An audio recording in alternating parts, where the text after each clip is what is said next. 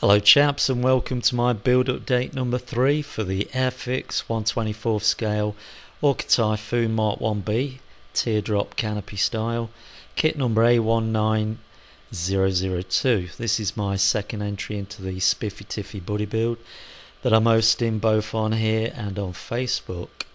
So at the end of the last update we'd completed the cockpit and engine assembler, and on this one we're going to do all the interior wing assemblies.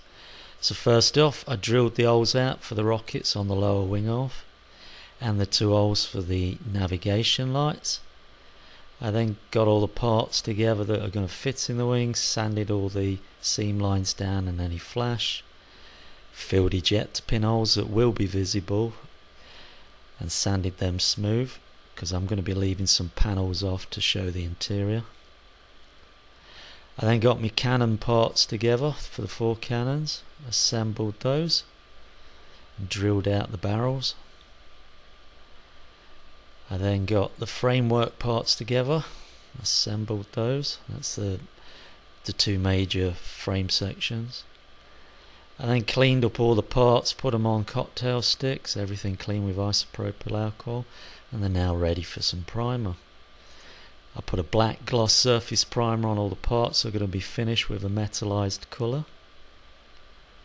All the interior framework and the wings, there you are, that's the white aluminium that's been applied.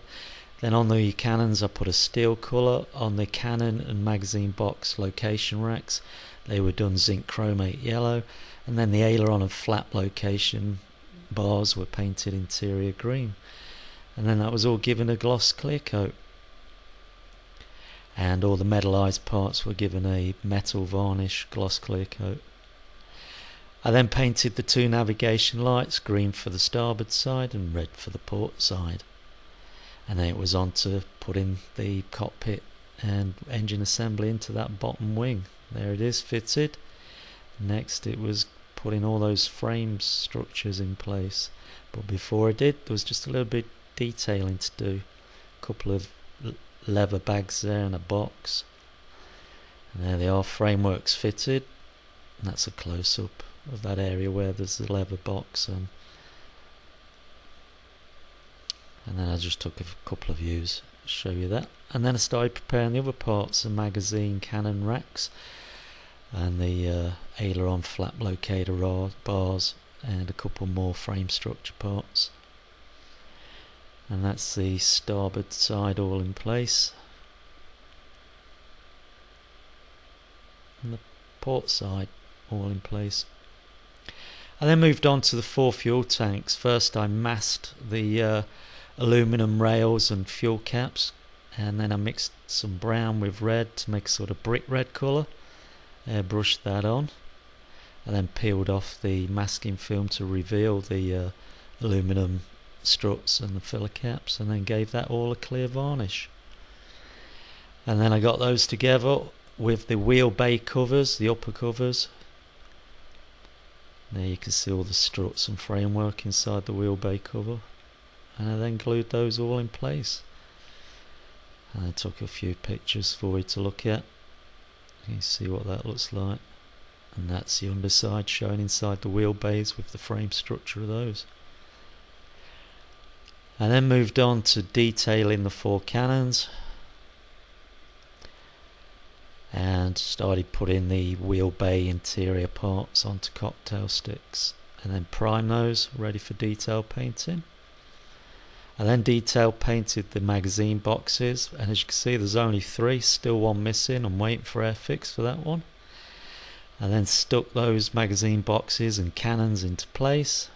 That's the port side looking from the rear with 1 box missing, and there's the starboard side, both boxes are in place there. I then wanted to do some electrical cabling for the automatic firing mechanism on those guns, so using stretch sprue, cut some pieces out, glued them together, painted the hoses black, and fitted those electrical cables in place there.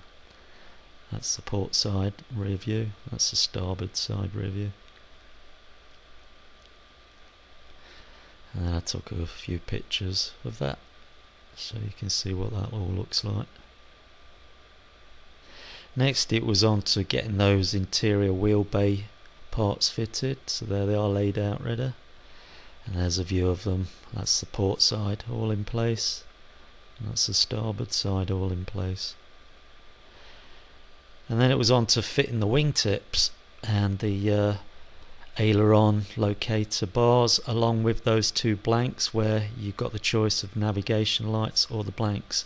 In this instance they're all blank.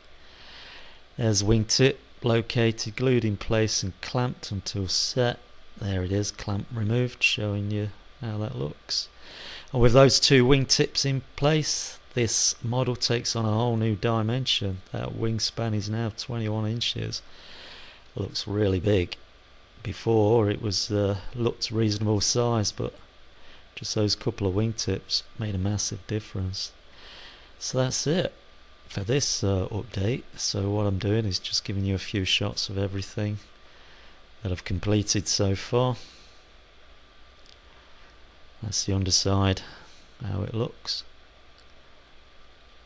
Little close up there of one wing, the port side from the underside.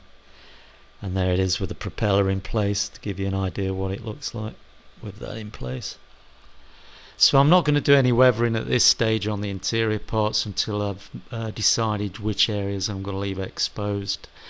So that's it then guys for this update. The next update will cover the exterior surfaces, fuselage halves, upper wings, ailerons, flaps, rudder, elevators, etc.